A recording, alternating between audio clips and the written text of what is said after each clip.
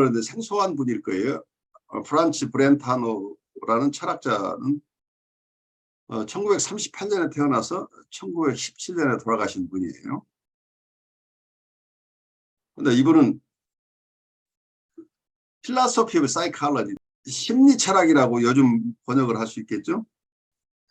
철학자인데 필라소피 오브 사이콜로지, 즉 심리 철학 분야에 큰 공헌을 하신 분입니다. 철학의 여러 분야에 큰 기여를 하셨지만 이분이 특히 심리 철학 분야에 주요한 공헌을 한 것으로 유명합니다. 이분이 도입한 중요한 개념 중에 하나가 intentionality, 의도성이라고 할까요? 목적성이라고 할까요? 심리 철학에 도입한 중요한 개념인데, 이 intentionality라는 것이 이분의 독창적인 개념이 어쩌면 심리 철학에 보태졌는데, 그 개념이 여러 모습으로 후학들에게 큰 영향을 미치고 있는 것으로 보여요.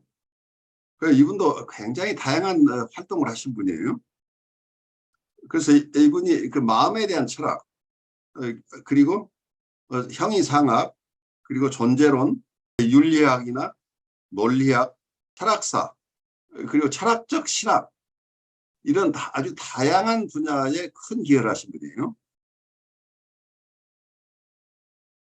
그래서 이분은 아리스토텔레스에 대한 연구나 중세 철학에도 아주 능통하신 분이셨고, 그 당시에 유행했던 어떤 경험적인 접근 방법이나 실증적인 연구 방법 또는 경험적, 실증적 운동에 의해서 큰 영향을 받으신 것으로 보입니다. 이분은 학문 연구에 아주 정치한 학문 연구 방법을 굉장히 강조했고, 인트로스펙셔니스트 어프로치라고 하는 게 우리의 내성적인 접근 방법. 그래서 외부 세계에 우리가 시선을 두는 것보다 인트로스펙션이라고 하는 거, 우리의 내성적이라고 이렇게 표현할 수 있겠죠. 자기 마음의 세계를 들여다보는 이런 어프로치, 자기 내향성 혹은 내성적인 접근 방법을 강조하신 분이에요. 이분은 철학에도 자연과학적인 정치함이 도입되어야 된다 하는 이런 입장을 가지고 있었어요. 그래서 이분은 현상학 운동의 현상학적인 접근 방법의 선구자 역할을 하셨고, 그리고 또한 분석 철학의 선구자라고 이렇게 사람들이 일단 이해하고 있어요. 그래서 이분은 에드먼드 후설에게 굉장히 큰 영향을 미쳤고, 그 이후 그 밖에도 수없이 많은 분들에게, 철학자나 또 다른 분야에 있는 분들에게 영향을 미쳤는데, 그래서 20세기 초 유럽의 철학적인 발달에 아주 중요한 역할을, 센트럴 롤을 하신 분입니다. 그래서 브렌타노라는 분이, 우리는 정신분석을 공부하는 사람은 잘 모르지만 철학계에서는 굉장히 중요한 분인 거죠. 그런데 프란츠 브렌타노를 여러분에게 소개한 이유가 있어요. 일반적으로 정신분석과 별 관계가 없는 것처럼 느껴지는 현상학을 발달시킨 에드먼드 후설이 이 프란츠 브렌타노의 제자로서 그 엄청난 영향을 받은 분이에요. 그 현상학적 접근의 선구자 역할을 브렌타노가 한 것이지요. 브렌타노가 후설에게 큰 영향을 미침과 동시에 후설로부터 우리가 지금 얘기하는 하이데거가 배우게 된다는 얘기죠. 물론 후설이나 하이데거, 이분들은 브렌타노에게 영향받은 그것만 가지고 이분들이 대성한 건 아니죠. 그렇지만 브렌타노의 선구적인 업적을 배경에 깔고 자기 업적을 이루신 분이라는 얘기예요. 히스토리컬리 굉장히 중요한 역할을 하신 분이죠. 그런데 철학계에서 그렇게 보는데, 제가 이 강의에서 여러분께 브렌타노를 소개하는 이유는 브렌타노가 가졌던 철학과 사상, 그리고 연구 방법론 등이 정신분석의 초기 발달에 큰 영향을 미쳤을 것이라는 생각 때문입니다. 정신분석을 창시한 프로이드가 프란츠 브렌타노 밑에서 공부를 했다는 얘기예요. 그렇지만 이 브렌타노로부터 받은 영향을 프로이드가 구체적으로 밝히고 있지는 않는 것으로 보여요. 그렇지만 이분이 브렌타노로부터 공부를 했고 19세기 말이나 20세기 초에 브렌타노 학풍이 대단한 영향을 미쳤기 때문에 정신분석에 있는 중요한 개념들이 브렌타노로부터 영향을 받았을 거라는 짐작을 하게 돼요. 그래서 마치 정신분석이 독자적으로 태어난 것처럼 우리가 착각하고 있을 가능성이 있는데 프로이드가 브렌타노로부터 영향을 받았다고 한다면 후설이나 하이데거가 역시 브렌타노로부터 영향을 받았기 때문에 정신분석과 현상학이나 실존주의 철학은 분리할 수 없는 형제지간일 가능성이 있다. 철학의 현상학이나 혹은 실존주의 철학이 정신분석과는 무관한 것처럼 우리가 생각하고 있는데 제가 하이데거 공부를 여러분과 같이 하게 된 계기가 정신분석 하나의 독자적인 방법으로 사람을 돌보는데 한계가 있다는 점을 저는 처음부터 느끼고 있었던 부분인데 정신분석은 독자적인 것이 아니고 정신분석만으로서 해결할 수 없는 인간 문제들이다. 그 인간에 대한 연구 중에 가장 깊은 연구들 중에 신학적인 접근이나 혹은 철학적인 접근 이러한 부분을 도외시하고 정신분석적으로만 접근한다고 하는 것은 너무 기술적으로 접근하는 것이 될 가능성이 있다. 그래서 정신분석이 사람을 치료하는 어떤 도구 정도로만 생각이 된다고 한다면 그건 실패할 가능성이 높다고 보여요.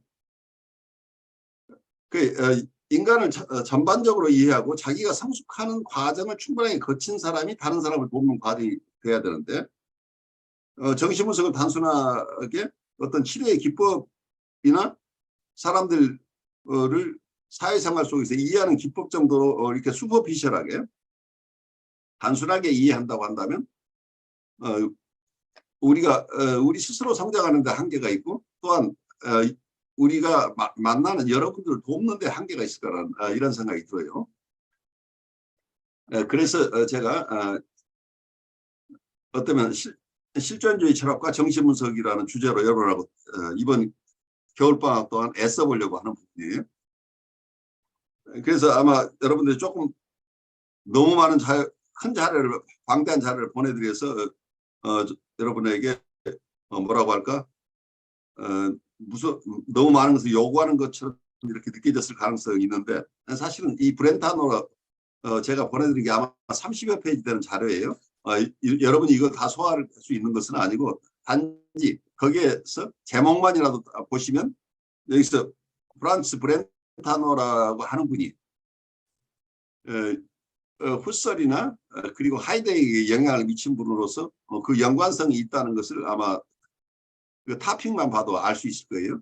또한 우리가 익숙한 정신분석과는 누구도 직접적인 설명을 하고 있지 않지만 정신분석을 공부하는 제 입장에서 봐서는 여기에 프로이드가 밝히지 않고 있는 프로이드의 사상적인 배경이 돼 있을 가능성이 철학적인 배경이 그리고 프로이드가 자연과학적인 정치학 과학적인 프로젝트로서 정신분석을 세우려고 애썼던 부분이 브렌타노가 현상학적인 방법이나 자연과학적인 방법 이런 것을 굉장히 과학적인 어프로치, 과학적인 학문 연구를 강조하고 그렇지만 또 하나는 우리의 마음을 들여다보는 인트로스펙션, 내성을 중심으로 본인의 철학을 발달시켰다고 하는 이 점을 보면은 어떤 브렌타노는 의식 중심으로 얘기를 하고 있지만 그 의식의 개념이 굉장히 심층적이에요.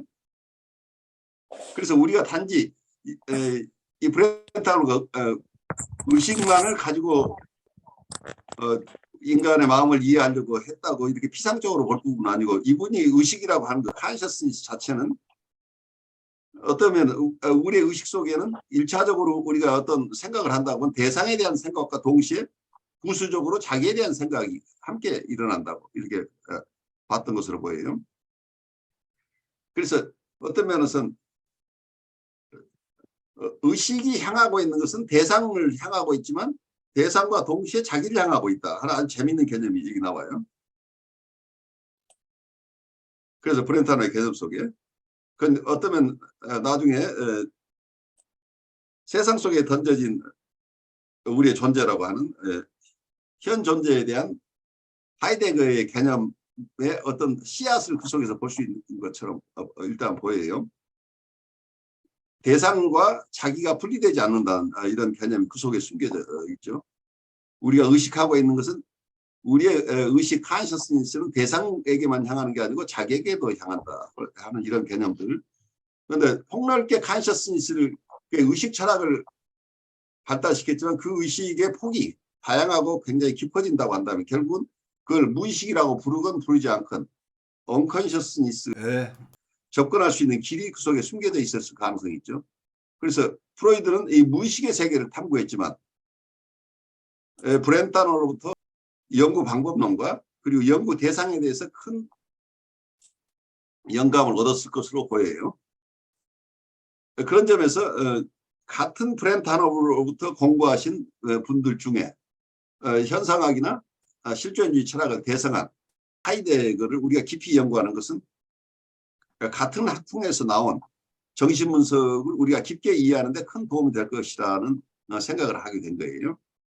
제 생각에 어느 정도 동의할 수 있을지는 모르겠지만 여러분에게 제 이러한 생각을 가지고 겨울 방학 동안 함께 애써보자고 여러분을 초대했는데 이렇게 많은 분들이 같이 해주셔서 고마워요.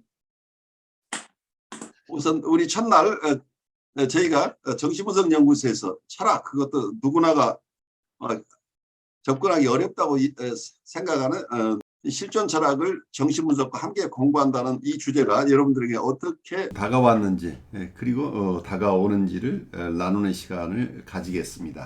우리 동료들에게 본인에게 간단한 소개하시면서 이 과목이 열린다고 공지를 받고 그리고 이 과목에 대해서 참여할 것인가를 생각해 보면서 여러분들이 느꼈던 정서나 생각을 잠깐 나누는 시간 가졌으면 좋겠어요. 그리고 이 공부를 저와 같이 공부를 해나가거나 불가피한 사정 때문에 영상으로 이걸 접하더라도 계속해서 여러분들이 관심 가지고 철학과 정신분석을 따로 분리하지 않고 정신분석과 철학 조금 더 나아가서 영성을 함께 이해하고자 하는 우리 ICC의 이념을 여러분들이 공유해 주시면서 같이 갔으면 좋겠어요. 안녕하십니까. 저는 뉴욕에 있는 서덕성이라고 합니다.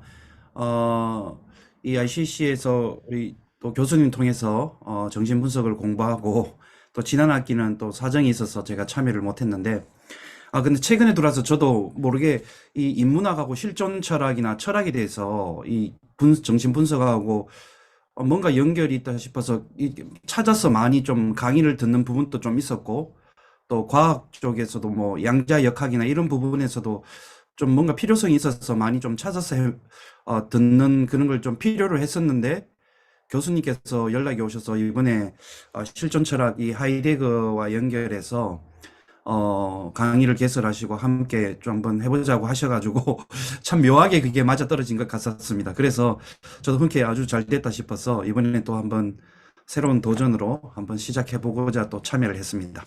네, 감사합니다. 성우선생님 반갑습니다. 유교제가 존재와 시간 그리고 인간은 죽음을 향한 존재라는 작은 책인데 이게 이기상 선생님께서 직접 지으신 책이에요. 저희가 이번 학기에는 오리엔테이션이 필요하다고 느껴서 궁극적으로는 하이데거의 원전을 우리가 공부를 할 텐데 이번에는 예비 과정 정도로 생각을 해서 하이데거를 한국에서 가장 깊이 연구한 우리 교수님 중에 한 분이 이기상 교수님 같아요. 그래서 이기상 교수님이 하이데거의 원전을 한국어로 아주 잘 번역을 하셨고 그리고 하이데거에 대한 연구를 계속 해오신 아주 훌륭한 철학자로 제가 만나 본 적은 없지만 그렇게 제게 느껴져요. 그래서 이분이 스스로 소화한 하이데거를 가지고 우리 한국 분들이 잘 알아들을 수 있도록 입문서를 쓰신 거니까 이 입문서를 가지고 우선 하이데거를 접하는 게 적합하지 않을까 해서 이 교재를 선택을 했어요.